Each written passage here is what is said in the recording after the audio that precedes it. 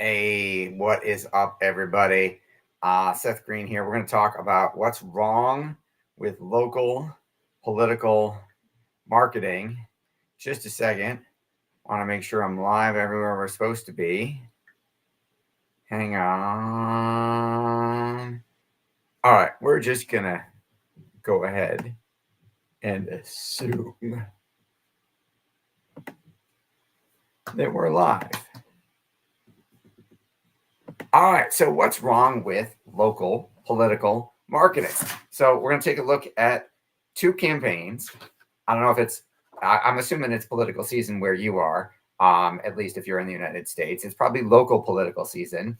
And that means you're probably getting a lot of these postcards in the mail from your local politicians and people running for office. So we are going to take a look at what they are saying and what you can learn from it. So first off, in our local neck of the woods in Western New York here, I have this giant postcard from Republican candidate Gagliardo for full-time town supervisor, who says, "I'm committed to keeping Amherst town government focused on town issues, solving town problems." I didn't know we had that many problems. "I will not allow town board discussions to be diverted to debating national issues and personalities." I didn't know that was a problem. I did not know town board discussions were about national issues. They shouldn't be.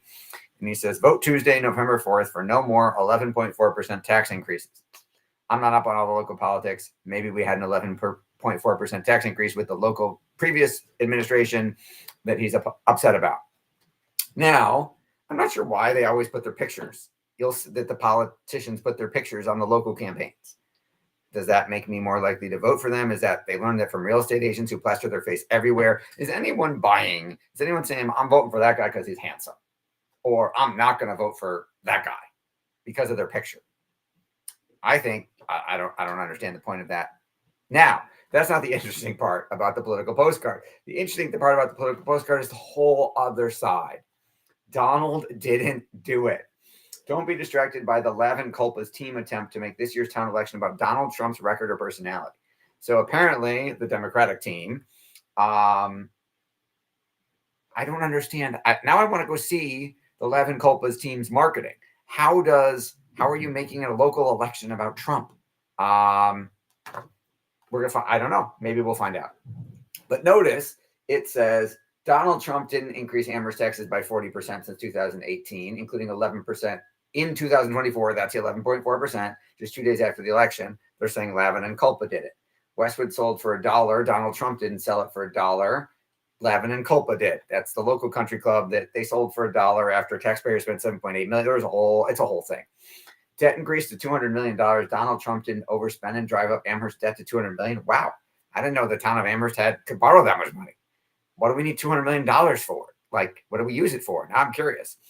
Lavin and Culpa voted together 100% of the time. Donald Trump didn't vote with Supervisor Culpa. Lavin did. I guess if you disagree with Culpa's politics, then theoretically, apparently is everyone blaming Trump for how we voted here in Amherst, town Western New York? I don't think so. Maybe I'm ignorant. Maybe I'm missing something. This is not. Is that why we should elect you? We should elect you because Donald didn't do it. Lavin and Culpa did. Well, then what's the Donald crap have to do with anything? So that's postcard number one from the Republican candidate for full-time supervisor who has done a co-op mailing, right? He didn't do it all by himself. He got his friends here, Trabert for town board and Dormer for town board, who I'm assuming are also Republican candidates, to get them to do it with him. That's maybe their slate of candidates here, right? So that's card number one.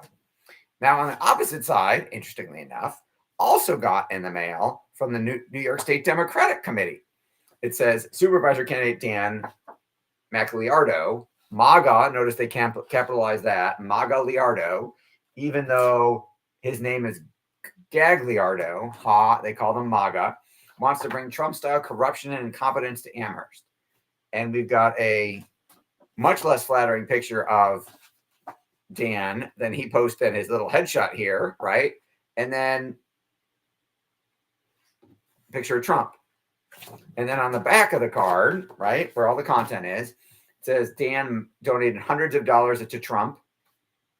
Even after the election, he continued donating to Trump's efforts to overturn the 2020 results. So Dan Magaliardo, not our values. So here's the interesting thing. Their Democratic campaign whole premise is Dan, the Republican guy, supports Trump in national office as president. So don't vote for him to work in the town of Amherst as town supervisor. I'm not sure what Trump has to do with town politics. And you told me don't vote for him because he supported Trump, but you didn't tell me who I should vote for. Am I just supposed to assume by this I should vote for anybody but them? Does that mean the Democratic Party wants me to vote for independent party candidates? Or do they probably want me to vote for the Democratic candidates who they didn't tell me anything about here? I don't even know who's running. They didn't, based on this, they did not tell me who's running. They did not tell me what they stand for. They just said, don't vote for this guy because he gave a couple $100 to Trump. This is not how you would run a business marketing campaign. This is the only industry. It makes no sense, right? We're a marketing firm. I don't send out marketing going, the other marketing firms are bad. Don't vote for it. And here's why they're exactly bad and why you should hire us. You don't even mention anybody else. We just tell you what we're going to do and how we're going to help you grow your business. We don't say, here's our competition. Let me tell you all about them.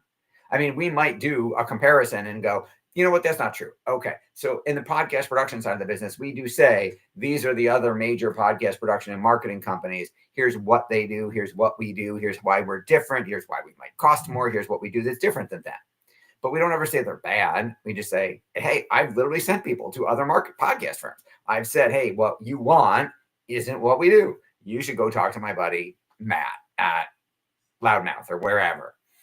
Hey, you only want to get on other people's podcasts. You just want to do interviews. You should go to talk to my buddy, Tom Schwab at Interview Ballet, right? Or Jessica at Interview Connections. Like, we refer people to other people. They refer people to us all the time.